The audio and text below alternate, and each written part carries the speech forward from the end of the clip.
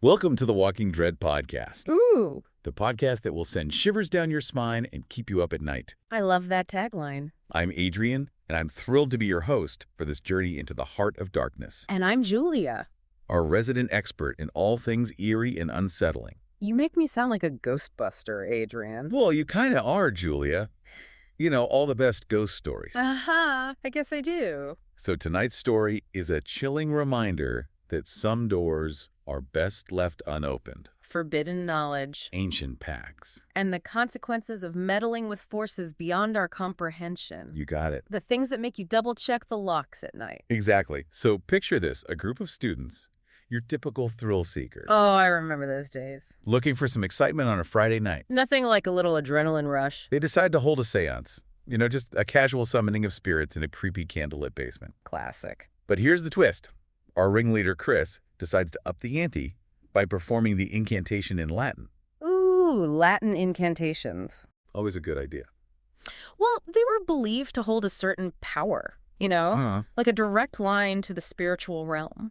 But as with any powerful tool, There's always a risk. especially in the wrong hands. Oh, absolutely. So they're chanting in this dark basement. Surrounded by flickering candles. The air thick with anticipation and maybe a little bit of nervous energy. That feeling you get when you know you're pushing the boundaries. And then something answers. And that's where things take a very interesting turn. Not your typical spooky encounter, Julia. This is a game changer. They're about to cross a line. A line they can never uncross. Hold on to your hats, listeners, because this is where the story gets real. So a sudden gust of icy wind snuffs out the candles, plunging them into darkness. Total darkness. And then a voice cuts through the silence. But it's not what you'd expect, right? Not the sweet, ethereal voice of a friendly spirit. No, this is something different. Raspy, Guttural. speaking in a language none of them can understand. Imagine Adrian surrounded by darkness, the temperature dropping, and this otherworldly voice echoing around you. I think I'd nope right out of there. I don't blame you. But these students, they're captivated. Curiosity can be a powerful force. They start bombarding this entity with questions, eager for a glimpse into the unknown. That thirst for forbidden knowledge. Like a classic horror theme, isn't Because it? it's what drives us to explore the shadows. Even when our instincts are screaming at us to run. And in this case, their curiosity comes at a steep price. Oh, yeah. Because Emily, the voice of reason in the group, finally asks the question that changes everything. The question that unravels it all? She asks, "Who are you?" And the entity replies with one chilling word. A single word that sends a shiver down their spines. The Guardian. A guardian. What do you think that means, Julia? It implies protection, a barrier against something dangerous. So what could this entity be guarding against? What lies on the other side of that barrier? This is where playful curiosity morphs into genuine fear. They've stumbled upon something far greater than they ever imagined. And their excitement turns to dread as they realize they might be in over their heads. Way over their heads. Chris, still driven by that insatiable curiosity, tries to press further. But this time, Silence? the entity is done talking. Just the echo of their own fear hanging in the air. They've been given a warning, a glimpse into a reality beyond their comprehension. And instead of heeding that warning, They make a fatal mistake. they stay. Why do they always stay, Adrian? Maybe they're hoping for a sequel. Maybe. And sequels in the world of horror. Rarely have happy endings. That's for sure.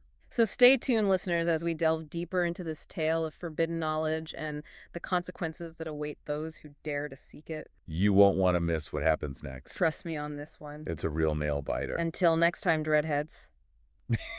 Keep those lights on. Last time we left, our fearless students huddled in that creepy basement, realizing they'd stirred up something far more sinister than they anticipated. Right. They made contact with the Guardian, this powerful entity guarding against something truly terrifying. Yeah, and instead of getting out of Dodge, they'd decide to do a little more digging. You're trying to decipher that Latin incantation they used. Figure out exactly what they've awakened.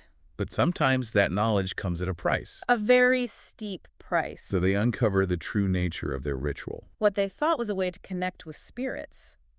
Turns out to be something far more ominous. They realize with horror, They haven't just summoned a spirit. they've broken an ancient pact. The Guardian wasn't just some source of spooky wisdom. It was a barrier holding back something ancient and dreadful. Their seance was the key that unlocked the gate. Like opening Pandora's box. Talk about a bad Friday night. It's a stark reminder about the dangers of forbidden knowledge. Right. The secrets that are hidden for a reason. And once that line is crossed, there's often no going back. That's when Chris, our resident thrill seeker, decides to step up. He sees the fear in his friend's eyes. Feels the weight of what they've done. Not bravery, Adrian, pure desperation. He's got to fix this. But can he even fix it? And what will it cost? These are the questions that haunt them as they head back to that oppressive basement. The air thick with dread and a sense of impending doom. They attempt another ritual, a desperate attempt to rebind the Guardian and seal the breach they've created. But something's different this time, right? Absolutely. The energy is palpable. No more playful anticipation. Just raw, unadulterated fear. The certainty that they've messed up royally. And the Guardian itself is different too. Weakened, strained, barely clinging to existence. After who knows how long, holding back whatever's on the other side. It speaks to them, its voice raspy and faint from the heart of a swirling void. A void that's opened up right in the center of their circle. And they realize the pact is broken. The Guardian is fading. Whatever it was guarding against is getting closer. Like a dam about to burst. But Chris sees a chance. Yeah. One last desperate chance. He's going to make a choice. A selfless choice, some might say. Driven by the terrifying responsibility for the chaos he's unleashed. He decides to bind himself to the Guardian. To become a part of the barrier. To buy the world sometime. He steps into that swirling void. Starts reciting the incantation. But this time, it's not to summon a spirit. It's an offering. A sacrifice. He's merging with the Guardian, becoming part of the prison, holding back the darkness. His friends are horrified. They beg him to stop. But Chris's mind is made up. He finishes the incantation. And in a blinding flash of light and a gut-wrenching scream, he's gone. Swallowed by the void, consumed by the pact. Imagine that. The weight of the world on your shoulders. Knowing the only way to stop the impending darkness is to give up your own existence. To become a prisoner of your worst fears. The remaining students, they flee the basement. The image of Chris's sacrifice seared into their memories. The Guardian's voice echoes behind them.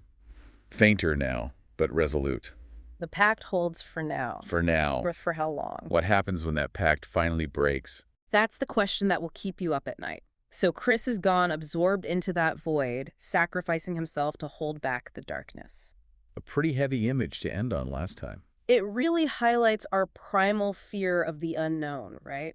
That something malevolent could be lurking just beyond our perception. Held back by forces we barely understand. Forces that can be broken. As we've seen. So what happens next? The pact is holding for now. Chris is gone. And his friends are left grappling with the aftermath. Trying to go back to their everyday lives. Pretend that terrifying night was just a bad dream. But how do you forget something like that? How do you go back to normal knowing that a monstrous entity is clawing at the edges of reality? Right. Like they're living a double life on the surface. They're going to classes, grabbing coffee. Trying to blend in. But inside, they're haunted by Chris's sacrifice and the fear that it was all for nothing. They carry this burden in silence. Marked by that night in the basement. And then they start noticing things. What kind of thing? Subtle shifts in their perception. Whispers in the dark.